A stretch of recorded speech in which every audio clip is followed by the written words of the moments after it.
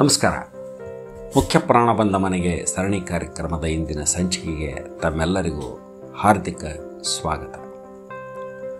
ಆತ್ಮೀಯರೇ, ಇವತ್ತು ನಾವು ನಮ್ಮ ಸಂಚಿಕೆಗೆ ಆರಿಸಿಕೊಂಡದ್ದು ನಮ್ಮ ಕರ್ನಾಟಕದ್ದೇ ಒಬ್ಬ ಹನುಮಂತ ದೇವರು, ಹಂಪಿ. ಅಂದರೆ ಅಲ್ಲಿ ಆನೆಗುಂದಿಯಲ್ಲಿ ನೆಲೆ ನಿಂತಿರುವಂತಹ ಹನುಮಂತ ದೇವರು. ಇವರನ್ನು ನಾವು ಕರೆಯೋದು ಅವತಾರತ್ರಯ ಆಂಜನೇಯ ದೇವರು ಅಂತೇಳಿ. ಅಂದರೆ 3 ಅವತಾರಗಳು ಅಲ್ಲಿ ನಮಗೆ ನೋಡ್ಲಿಕ್ಕೆ ಸಿಗ್ತವೆ: ಹನುಮ, ಭೀಮ ಮತ್ತು ಮಧ್ವ. ಕುಕ್ಕುರ್ಗಾಲ್ನಲ್ಲಿ ಎದುರು ಮುಖದಲ್ಲಿ ಕುಳಿತಂಥ ಈ ಹನುಮಂತ ದೇವರು ಬಹಳ ಸುಂದರವಾದಂಥ ಒಂದು ಮೂರ್ತಿ. ಸಾಮಾನ್ಯವಾಗಿ ನಮಗೆ ಹಂಪಿ ಅಂದ ತಕ್ಷಣ ನೆನಪು ಬರೋದು ಆ ಗತವೈಭವ. ವಿಶ್ವ ಪರಂಪರೆ ಸ್ಥಾನದಲ್ಲಿ ಪ್ರವಾಸಿ ಸ್ಥಳಗಳಲ್ಲಿ ಸೇರಿಕೊಂಡದ್ದು ಹಂಪಿ.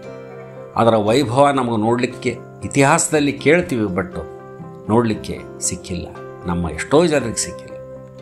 ಅಂತಹ ಹಂಪಿ ಸುತ್ತಮುತ್ತಲೂ ಸಾಕಷ್ಟು ದೇವಸ್ಥಾನಗಳವೆ. ಅಲ್ಲಿ ಇವರು ನೆಲೆ ನಿಂತಿದ್ದಾರೆ, ಕುಕ್ಕುರ್ಗಾಲಿನಲ್ಲಿ ಕುಳಿತಿದ್ದಾರೆ, ಕೈಯಲ್ಲಿ 4 ವೇದಗಳನ್ನು ಹಿಡ್ಕೊಂಡಾರ ಅಂತ ಹೇಳ್ತಾರೆ. ಆಮೇಲೆ ಇನ್ನೊಂದು ವಿಶೇಷ ಅಂದರೆ ವ್ಯಾಸರಾಜರು ಪ್ರತಿಷ್ಠಾಪನೆ ಮಾಡಿದ 2ನೇ ಹನುಮಂತ ದೇವರು. ನಮಗೆಲ್ಲ ಗೊತ್ತಿರೋ ಹಾಗೆ ಅವರು 734 ಹನುಮಂತ ದೇವರನ್ನು ಪ್ರತಿಷ್ಠಾಪನೆ ಮಾಡಿದರು.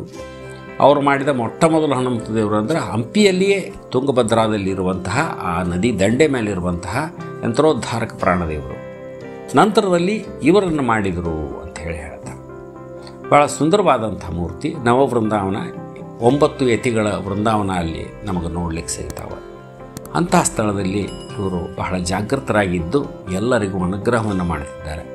ನಮಗೂ ಎಲ್ಲರಿಗೂ ಅನುಗ್ರಹವನ್ನು ಮಾಡಲಿ, ಆಶೀರ್ವಾದವನ್ನು ಮಾಡಲಿ ಅಂತ ಕೇಳ್ತಾ ಇಂದಿನ ಈ ಸಂಚಿಕೆಯನ್ನು ಮುಗಿಸ್ತೇನೆ. ಮತ್ತು ಮುಂದಿನ ವಾರ ನಿಮ್ಮನ್ನು ಇನ್ನೊಬ್ಬ ಹನುಮಂತಿಯವರ ಪರಿಚಯದೊಂದಿಗೆ ಭೇಟಿಯಾಗ್ತೀನಿ. ಅಲ್ಲಿಯ ತನಕ ನನಗೆ ಅಪ್ಪಣೆಯನ್ನು ಕೊಡ್ರಿ. ಜೈ ಶ್ರೀರಾಮ್, ಜೈ ಬಜರಂಗ.